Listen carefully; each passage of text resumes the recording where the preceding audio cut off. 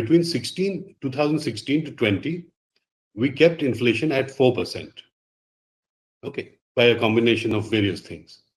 In the year of 2021, we were hit by a pandemic, and it was an extraordinary situation in which margins were raised and taxes were raised, and there were supply disruptions. So inflation went up to 6.2% on average.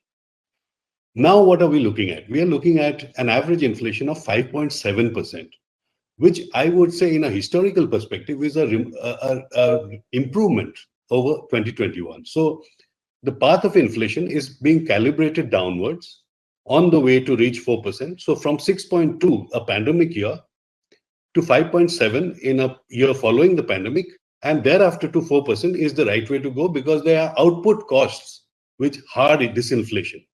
What we are doing is spreading the disinflation over a period of 2-3 years so that the losses of output are minimized. That's the inflation stance. And if you rightly pointed out that the average rate of inflation for the first quarter is 5.6. As you can see, it is very well tracking the trajectory we have set out for the year as a whole. That's the question. That's the answer to the inflation question. Base effects come to play when you deal with year-on-year growth rates. Otherwise, they don't come into play. So what we do is we watch the actual levels of a number of indicators of demand and supply. For instance, if I was to look at pent-up demand, I would look at mobility, power demand, indirect tax collections, etc. Now, I have a sense as to, in a normal time, what should be these levels. I compare that to a normal time level, and therefore I get around the base effects. For instance, I look at underlying demand. Is there a real, genuine step up in demand? I would look at, say, capacity utilization. And I know that in Indian industry, when you approach 75% capacity utilization, you are close to full capacity. Now, we are well below that. We are around 60, 65, and we're set to decline in the next quarter because of seasonal effects. So I know that we are below capacity. Likewise, I look at order books, for instance. Are order books rising? Is there a good stock of order books? Are inventories rising? If finished good inventories rise, I know that there is less demand in the economy and probably recessionary tendencies.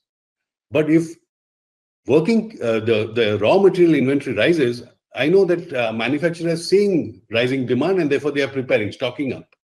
So there are a number of indicators that tell me, just by their levels relative to normal levels, what is the state of the economy.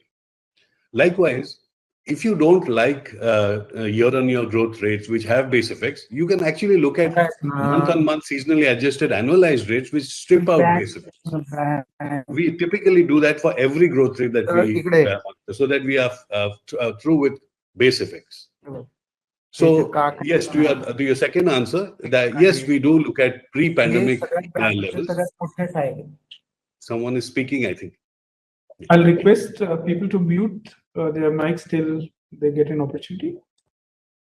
Yeah, so what we do is we typically compare with 1920. But when we do that, we are very acutely conscious that 1920 was a year in which a slowdown had matured for 2.5 years, and the growth rate in 1920 was the lowest in the 2011-12 series.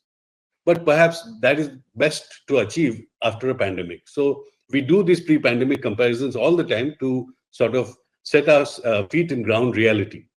And we are not taken away by base effects that obscure the current growth rates.